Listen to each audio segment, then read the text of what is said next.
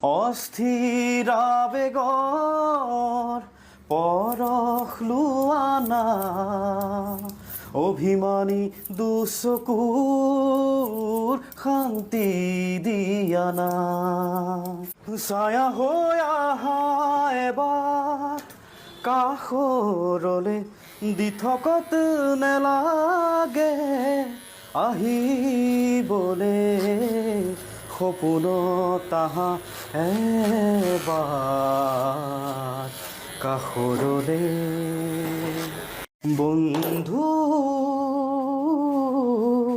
পাহৰি নাযাবা দে জীৱন নাটৰ ভাওলৈ উমলা স্মৃতি ৰাখিবা দে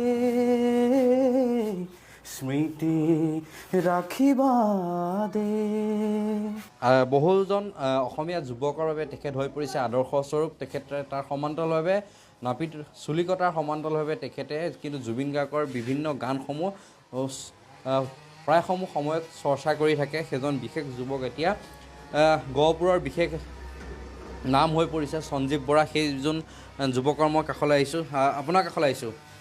এতিয়া আপোনাৰ চৰ্চাৰ কেন্দ্ৰবিন্দু, আপোনাৰ নামটো বহুতে এতিয়া আপোনাৰ নাম চৰ্চা কৰে বা বহুতে আপোনাৰ নাম ল'ব খোজে এজন আদৰ্শ যুৱক হিচাপে, আৰু তাৰ সমান্তৰালভাৱে জুবিন গাৰ্গৰ বিভিন্ন গানসমূহ আপুনি চৰ্চা চলাই আহিছে, কি কয়?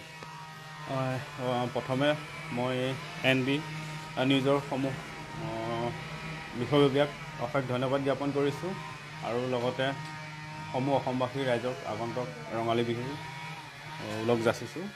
এতিয়া সংগীত সৰুৰ পৰাই কৰি আহিছোঁ, মানে ইমান ভালকৈ কৰা নাই এতিয়ালৈকে, আৰু শিকি আছোঁ আৰু শিকি থাকিবই লাগিব। তাৰ মাজতে কৰ্ম কৰিয়ে সকলোখিনিয়ে চলাই আছোঁ, সংগীতৰ লগতে কৰ্মৰ লগতে সকলোখিনি কামেই। এইখন দোকানৰ পৰাই তোমাৰ ঘৰ চলি আছে? হয়, এইখনৰ পৰাই চলাই আছোঁ। কিবা অসুবিধা হয় নেকি? অসুবিধা নহয়, ইয়াৰ পৰাই কামখিনি কৰি সুচাৰুৰূপে কৰি আছোঁ সকলোখিনি কাম। আন এটা কথা, কিন্তু আন 10জন যুৱকৰ বাবে তুমি আদৰ্শ। বিভিন্ন ক্ষেত্ৰত দেখা যায় অসমীয়া যুৱকে বিভিন্ন সৰু সৰু কামসমূহ কৰিবলৈ লাজ কৰে, কিন্তু তুমি সম্পূৰ্ণ পৃথক। আজি বহু বছৰৰ পৰা এইটো কাম কৰি আহিছা, কেনেকুৱা লাগে মনত? ফূৰ্তি, এইটো কামতে ফূৰ্তি, কাৰণ এইটো কাম কৰি ভাল পাওঁ। এইটো কামেই কৰি সকলোখিনি কাম কৰি আহিছোঁ। কামৰতো সৰু বৰ নাই, যিটো কাম কৰিব মনে কৰিব বিচাৰে সেইটো কাম কৰিলে তাতে সুখী, তাতে সকলোখিনি পোৱা যায়। গান এটা যদি গাই শুনিব ভাল লাগিব। জুবিন দাৰ তুমিতো জানাই সকলো দেখোন মোৰ মনৰ কথা, তথাপিও তুমি নাজানো কিয় নুবুজাৰ অভিনয় কৰা। অনুভৱ মোৰ কি তোমাকে পোৱাৰ চিৰদিন কাষতে, চিৰদিন কাষতে। ইমান মৰম কোনেনো দিব ভাবিছানে বাৰু তুমি? ৰিঙা ৰিঙা মনে তোমাকেই বিচাৰে চিৰদিন কাষতে। নিশ্চয়কৈ ধন্যবাদ জ্ঞাপন কৰিছোঁ। এজন স্থানীয় লোক আছে, আপোনাৰ কাষলৈ আহিছোঁ, কওকচোন। সঞ্জীৱ ৰাজখোৱা বহুজন যুৱকৰ বাবে এতিয়া আদৰ্শ স্বৰূপ হৈ পৰিছে। অসমীয়া যুৱকে সৰু সৰু কাম কৰিবলৈ লাজ কৰে।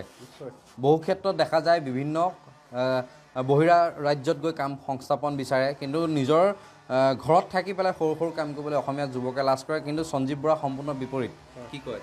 নিশ্চয়, সঞ্জীৱে আচলতে যিটো কাম কৰি দেখুৱাইছে আমাৰ নতুন প্ৰজন্মৰ কাৰণে আদৰ্শ।